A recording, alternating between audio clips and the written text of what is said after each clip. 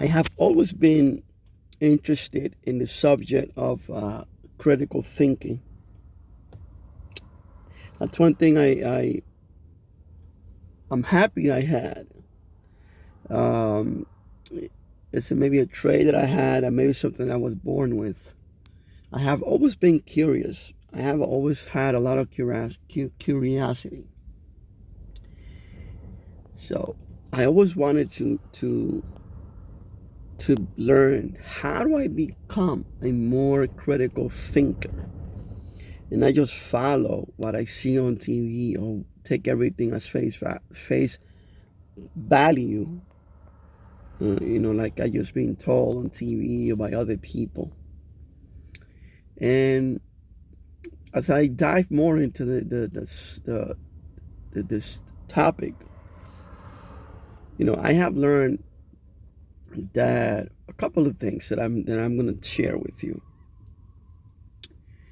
So when you are to be a critical thinker, okay, is try to be as logical as possible when you think, when you analyze any problem or anything or any situation. It's already been known that we as humans are emotional beings. We like to our emotions influence a lot how we think and how we make choices. But if you want to make good choices in life, you have to be a critical thinker. And one of the ways to do that is ask questions. The why, the who, the when. And also understand that humans, we create these assumptions. We have these biases, these stereotypes that influence how we think. So we have to, not only we need to know ourselves, but we also need to understand that other people fall for the same biases as humans. You also need to understand that our brain, I believe it consumes something like 60% of our energy. So our brain is designed to think and take shortcuts because your brain doesn't want to overanalyze things because it uses a lot of energy. And your brain wants to preserve energy. This is why you come up with conclusions really fast. Okay, that 5 second rule. That when somebody meets you right away, they analyze you, they read your body language right away. Your brain starts making conclusions. All of that is based on your stereotype and biases. And 100,000 years ago, that will help you survive in the jungle, right? You want to think fast if you had to go into a survivor mode. Um, Now, we live in a different world and we still have the same brain. Your brain takes, hundreds of years to do a little minute change.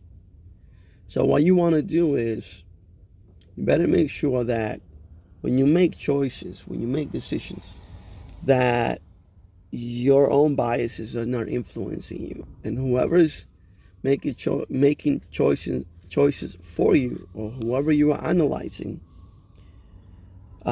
their biases are not influencing you. Okay, so always ask questions: why, who. Okay, get into in depth of the problem, of the meat of the problem. Don't take everything as as face value. Question anything.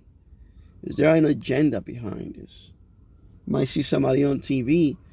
You might think that person, you might look at that person like an authority figure, but in reality, that person might have their own agenda, their own biases. Okay, that might influence how you make choices.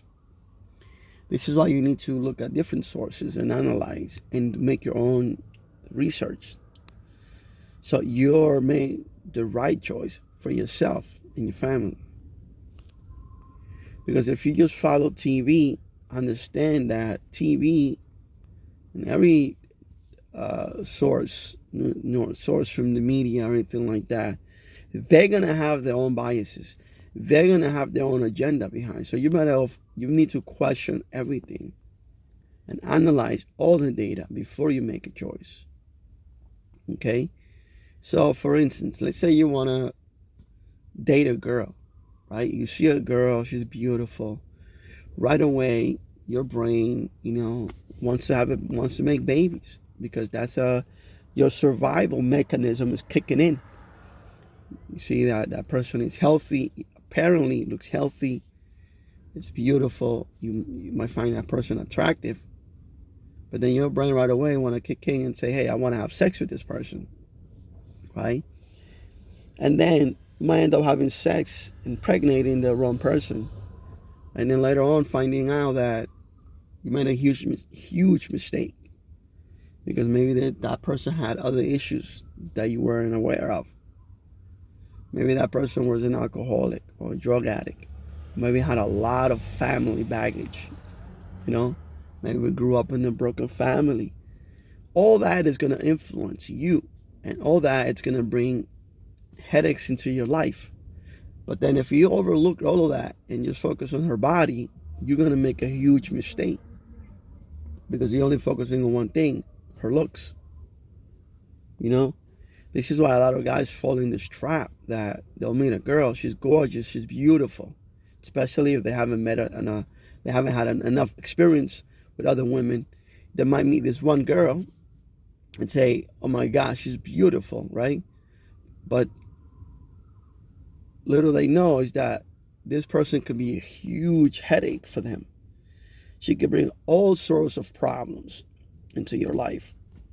Headaches, baggages, addictions, maybe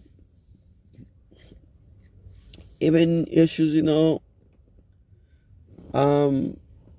problems like inherited issues with the family. Maybe there's something in her family, maybe they are more prone to a certain type of disease that you might bring that to your offsprings.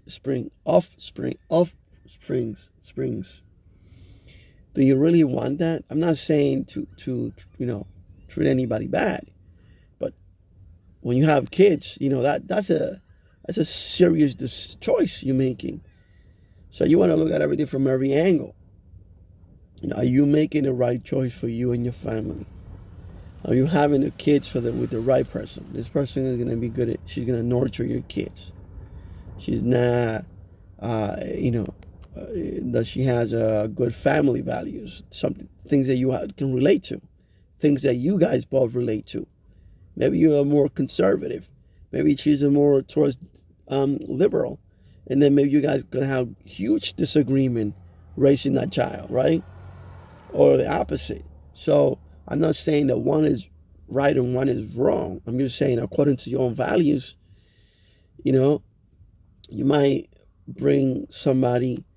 have a kid with someone who has total different opposite values that you have, different morals, different behavior, ethics, like for instance, are you into drinking? Maybe you're into drinking and she's not. Maybe you're not into drinking and she's into drinking. That's going to be a huge problem because now that's going to bring problems into your life. That will bring a huge headaches into your life. So you need to question everything. You need to question, am I making the right choice? Why am I so caught up in this one choice that I really want this girl so bad? You got to understand there are like 10 billion people in the world. I'm exaggerating, but there's a lot of people in the world. And half of them are women.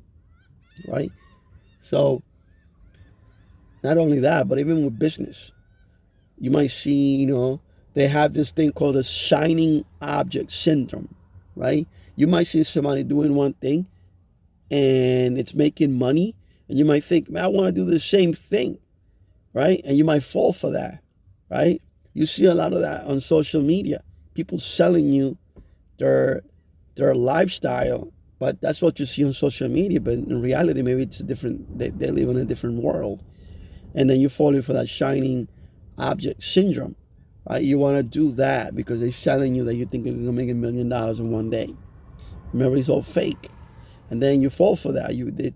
Then you start investing time, resources, and you find out, 6 months later, a year later, that hey, you just wasted a whole year of time and resources trying to do something that if you would have had taken your time from the beginning, you would have realized, hey, maybe this is something that I don't want to get into. Maybe this is that I don't like doing this. Maybe this is not something that I would want to do. And this guy is putting this little shining object in front of me, and I'm thinking, oh, this is this was from sent from heaven, that this is gonna solve all my problems. You fall for that, okay? So always question, always analyze before you make a decision. Sleep on it. Go home, think about it. Ask questions: who, why, when. Am I doing the right thing? Is there something that's influencing me making this choice, making this decision? Okay? And then, be a little bit open-minded. Think about different points of views. Nothing that's going to be like how you like it, or it's going to be like how you want it to be. It's one thing is truth and facts and not in fiction, right? So facts are facts, whether you like it or not. Some people get upset when you talk to them about facts, okay? Because they get emotional. They're not critical thinkers, okay? I hope this helps, brings a little bit of value to you. That was just my morning thought, just here, sitting down on my car talk, getting my little vitamin D from the sun. Excuse me. You have a wonderful day. Become a more critical thinker.